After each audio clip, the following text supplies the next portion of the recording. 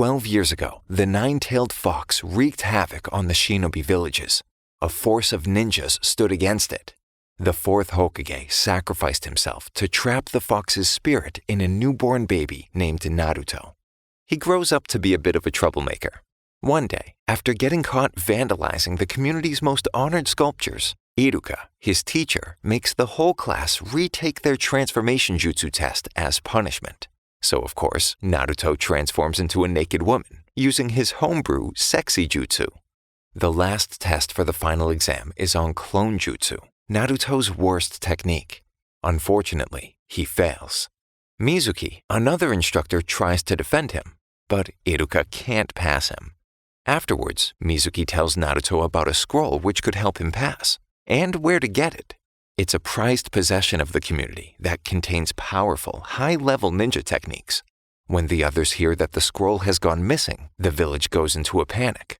Iruka catches Naruto with the scroll, and Mizuki shows up. It's he who wants the scroll, and to eliminate Naruto. Mizuki tries to convince Naruto not to trust Iruka by revealing a fact that's been kept from him his entire life, even by Iruka, that he's the nine-tailed fox.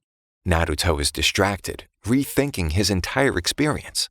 Mizuki takes advantage of the moment and throws a shuriken at the kid, but Iruka jumps in its path and takes it in his back. He tries to console Naruto and even explains that he empathizes with him. But not knowing what to believe, Naruto makes a break for it. The two ninjas trick each other using transformation jutsu, but Iruka has the disadvantage of being seriously injured. Naruto overhears Iruka defending him and is convinced that he does care for him and he has to help him. Using the shadow clone jutsu he learned from the scroll, he overpowers Mizuki. With that, his teacher passes him on the spot. The third Hokage's grandson interrupts a disagreement between his grandfather and Naruto. The boy's confidence that the new ninja won't lay a finger on him because of who he is, or more to the point, who his grandfather is quickly shattered when Naruto outright punches him. Surprised by the audacity of this individual, the boy decides to follow him, declares the ninja his new mentor, and insists on being trained to perform sexy jutsu. Okay. To start, Naruto tells the kid to show him his transformation jutsu, which isn't quite up to snuff. With some practice under Naruto's direction, he manages to get it down. The boy's teacher hunts them down, and he puts his new technique to the test. Though mortified that the honorable grandson knows such a technique, the virtuous-minded tutor is unaffected. Ebisu turns to Naruto, who uses the shadow clone jutsu. The teacher is not intimidated. That is, until Naruto transforms every clone with his sexy jutsu, leveling it up to harem jutsu, which knocks him out. Even the virtuous have their limits. The kid beams at Naruto, who calls him by his name, Konohamaru, unlike the rest of the village who just see him as the grandson of the third Hokage, rather than as his own person. Konohamaru gets that Naruto's no sensei, and decides that they will be rivals. He promises that one day they'll fight for the title of Hokage. Naruto encourages this and tells him that he's looking forward to it. It's orientation for the next phase of ninja training for the graduates, and all the girls are fawning over Sasuke, especially Sakura, Naruto's crush. He wonders what they all see in him. In an attempt to size him up, he and Sasuke end up locking more than their eyes. Iruka explains that the class will be broken up into groups of 3. Of course, Sakura, Naruto, and Sasuke make up Team 7, and after lunch they'll meet their new Jonin teachers.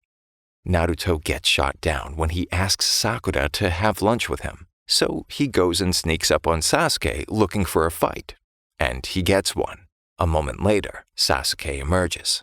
He finds Sakura, and she puts it all out there, confessing her feelings for him. But it turns out that Naruto got the jump on Sasuke and transformed into him. Before anything can happen between them, and something was about to, Naruto's stomach rumbles, and he dips. When the real Sasuke shows up, he calls Sakura annoying, which gets in her head and prompts her to rethink how she treats Naruto. That afternoon, their new sensei, Kakashi, introduces himself. He tells them to get ready for a survival exercise the following day, but keeps it cryptic. and apparently there are only 9 spots for the new ninjas to advance, and these exercises are pass-fail. The following morning, the trio waits around for their tardy sensei. When he gets there, he sets a timer for noon and tells them they have to retrieve one of 2 bells from his person in order to pass. Since there are only 2, at least one of them must fail the test.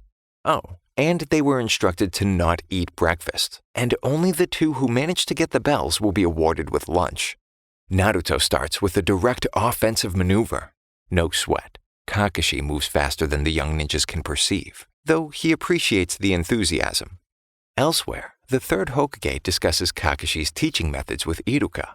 Apparently, he's never passed a student before, which worries their former teacher. Naruto uses Shadow Clone Jutsu to distract Kakashi and sneaks up behind him. But Kakashi employs Substitution Jutsu, quickly switching places with one of the clones. Thinking he's used transformation to copy his appearance, an all-out brawl breaks out between the Narutos, while Kakashi slinks into the shadows.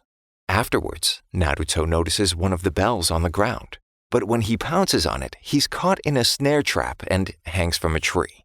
While Kakashi lectures him, Sasuke sees an opportunity and throws a number of shurikens. Substitution again. Kakashi watches from the bushes. Naruto manages to cut himself free, but then immediately steps into another snare. Meanwhile, Sakura happens upon a devastatingly wounded Sasuke. Overwhelmed at the sight of him in this state and unaware of the deception, she faints. Sasuke, however, remains vigilant. In a daring move, he's able to momentarily distract Kakashi and almost lands a blow, and even manages to touch one of the bells. Sakura awakens, still oblivious. Naruto, from his privileged vantage point, spots the 2 bento boxes reserved for the successful. Sasuke capitalizes on the moment and unleashes a fiery jutsu. Kakashi is impressed, but easily evades, and counterattacks by pulling him into the earth up to his neck. Naruto is about to dig in, but Kakashi catches him before he's even opened one of the boxes. Sakura stumbles upon Sasuke's head, which addresses her, and she passes out. Again. When she comes to, Sasuke has dug himself out. She suggests giving up, but Sasuke adamantly refuses. He sees this challenge as a stepping stone in his quest to get strong enough to restore his clan and vanquish the one responsible for bringing tragedy upon his family. The alarm clock then informs them that time is up, and no one has retrieved a bell. Kakashi opts to not send them back to the academy. Instead, he takes the more drastic step of dropping them from the ninja program entirely. He points out that they haven't grasped why they were assigned to a squad in the first place. By only having 2 bells, he pitted them against each other to test their ability to see past the sacrifice that one of them must make and work together to complete the mission. This is essential to the conduct of a true ninja. Fortunately, Kakashi grants them one more chance to retrieve the bells. After lunch, Sasuke and Sakura get to eat, but not Naruto, and anyone who shares food with him will fail immediately. Despite this, when Kakashi is away, both offer their provisions to Naruto anyway. Kakashi makes a dramatic reappearance and attempts to instill the fear of punishment. However, when the trio stands together, unwavering in their commitment to one another, Kakashi delivers his unexpected verdict. They pass. They are the first group to willingly break the rules to uphold their squad's unity, earning them the right to continue their journey as ninjas. Team 7 accomplishes a mission of retrieving a lost cat. Naruto wants to go on a real mission, but gets put in his place. The Hokage explains that each mission that comes in is ranked on a scale from A through D, which corresponds to the rankings given to the ninjas. But Naruto isn't paying attention. The Hokage is amused, however, and tells them that, he'll give them a C-rank mission. They'll be bodyguards for a master bridge builder returning to his home country. Outside the gates, Naruto is excited. It's his first time outside of the village. The builder is not impressed with the inexperienced team and doesn't hesitate to hurl insults at Naruto, who seems to him to be the worst of the bunch. As they set off, 2 shadowy figures observe and pursue them unnoticed. The wave country they're headed to is small and doesn't have their own ninjas. Kakashi tries to quell any worries, telling them that there aren't any ninja battles when it comes to C-rank missions, Well, that is until they're surprised by a ninja attack seconds later.